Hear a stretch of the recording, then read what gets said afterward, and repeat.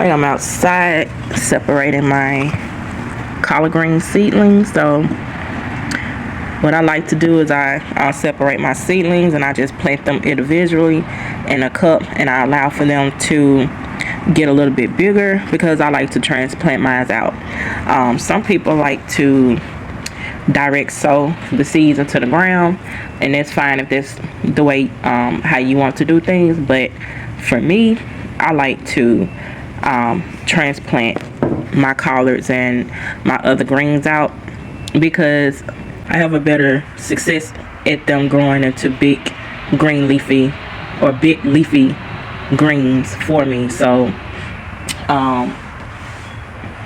if no one has never saw me replant seedlings, it's very simple, and I will show an example of it right now. And you can either use the 6 cell seed trays, or you can use solo cups or the white little styrofoam cups. So I'm going to show you what I'm going to use. So I will be using these, and under the bottom I have to make sure that I kind of, tear open just a little small drain hole underneath the bottom for drainage, and just gonna put in some soil. So the soil that I'm using is just a mix of peat moss, perlite, and I do have a little bit of cow manure, black cow manure in here as well, just a small amount. So what I like to do is I like to make a hole, and I do have a marker, and I just kind of make a little hole. You can make a hole with your fingers, doesn't matter. And let's see, I'm gonna take one of these and make sure it has the roots, and stick it right down in the hole, and just cover it over. Just being careful not to cover over the leaves.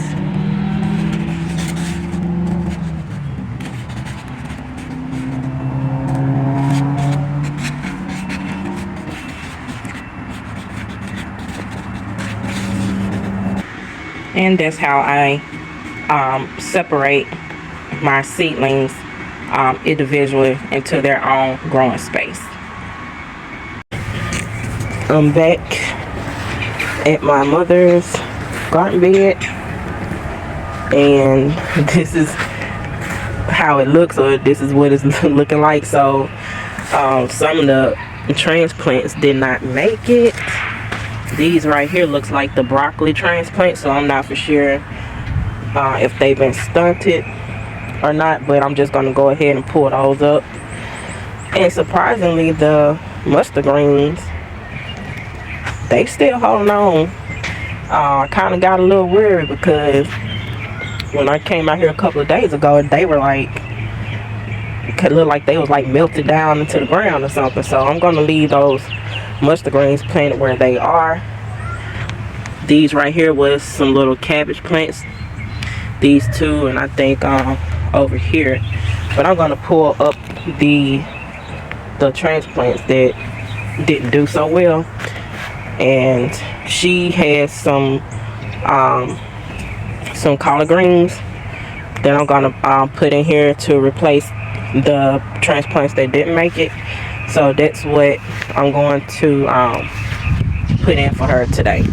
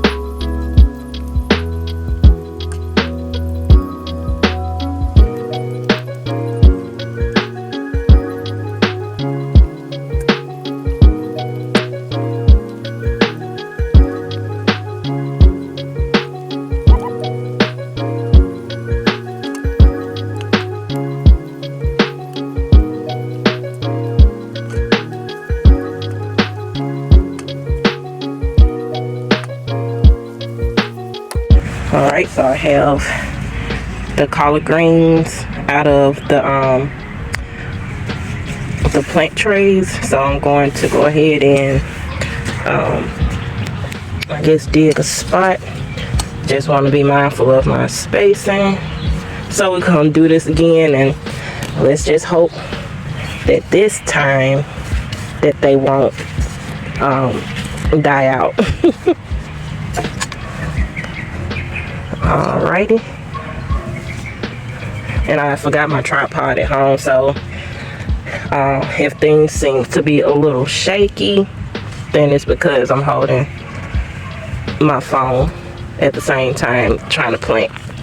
Okay, so just gonna throw that all in. Alright, so I got that in. Alright, so on down to the next one.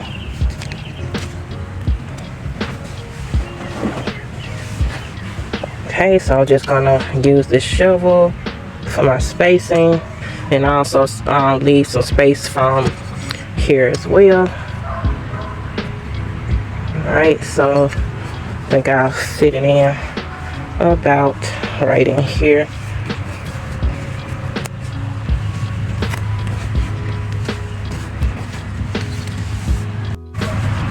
Okay, so this is the second one. Look like there's 2 plants in here. Okay, got this one in. Okay, and just gonna cover it over in the dirt. Okay. Okay, so 2 so far.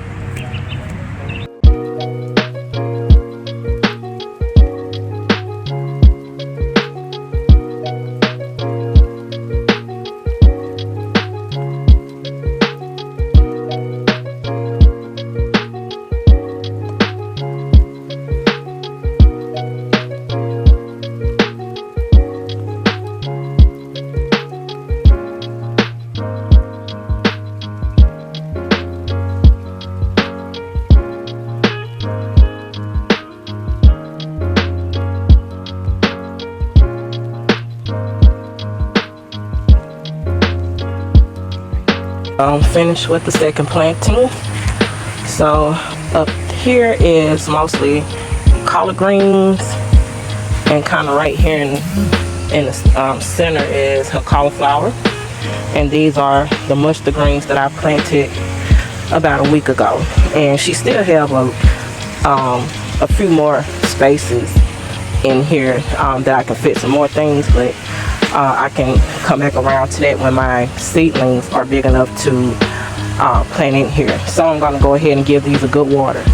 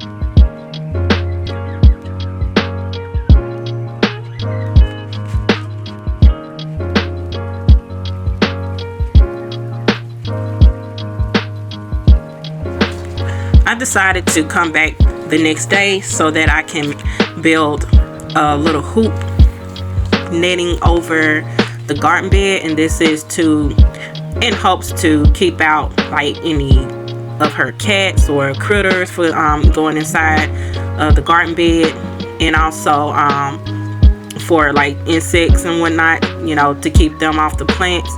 So I hope that this will protect them a little bit from any critters, and also from, you know, any harsh elements. So just showing you guys the materials that I use. I went to Lowe's and I gotten 2 6-foot long PVC pipes. I think they were a 1/2 inch thick, and I had those cut into, I think they were 3 feet pieces. So and I wound up having like 8 pieces of 3 feet PVC pipe, and I had more pool noodles in my garage, so I decided to bring all the pool noodles that I had in my garage over to build her little hoop netting protection over her garden bed. And I'm using 2 pool noodles for hers, and as you can see, I attached each pool noodle to each PVC pipe, and for each of the pipes, I'm mending both of them together with duct tape, as you can see there. And you know, that was just, you know, pretty much it. And I continued to do 2 more of the hoops, and then from there I will do the netting. And for the netting, I use like the laundry, the wooden laundry clothing pins to pin down everything. But I would prefer to use something more heavy duty, like a strong plastic clothing pin, or some type of a stronger clamp, like a metal clamp or some sort. But I made it work with the materials that I had on hand, and I think it turned out pretty great, and I hope that it is sturdy enough to stay put.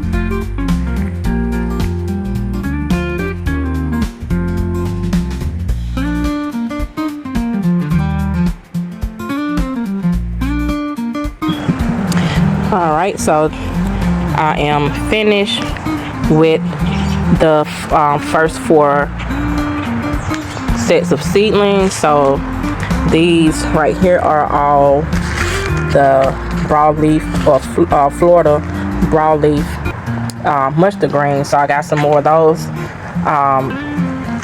you know, separated and planted in their own cups. And these are the Georgia collards seedlings, and I have them outside on my back porch sitting on the table. So the temperatures haven't been too bad, so I'm hoping that you know, that they'll be okay. And you know, if I notice that, you know, if the temperatures are too hot during the day, then I will bring them in and, you know, just place them under my grow light. But these are the Georgia collards, And these are the bok choy cabbage right here, and these are the Moore's Heading collards. So these are not all the vegetables that I will be planting out, and all of these won't be planted all here in my garden. I will be sharing these seedlings with my mom. She's gonna, have another space dug up, or I might order some more grow bags, and I'll plant some of these in grow bags for her.